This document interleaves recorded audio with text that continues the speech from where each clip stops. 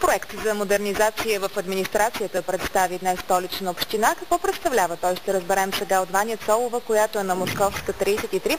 Ваня, какво представлява проекта? Здравейте!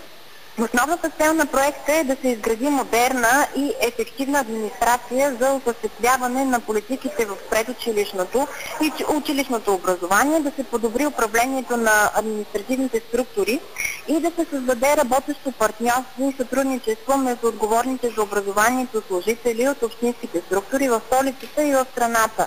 Изследване по проекта за мотивацията установява, че служителите от дирекциите и отделите образование в столичната и районните администрации са най-силно удовлетворени от условията и атмосферата на работа, включително работата в екип и от поведението на техните ръководители, които признават постигнатите резултати. Проблемите често идват от натоварването и съпровождащия го стрес, както и от недостатъчните перспективи за кариерно развитие. Това всъщност сочи проучването.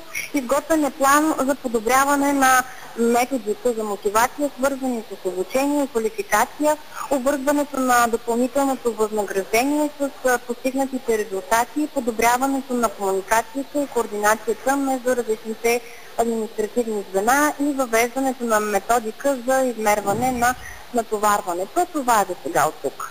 Благодаря ти, Ваня Цолова, за новият проект за модернизация в столичната администрация.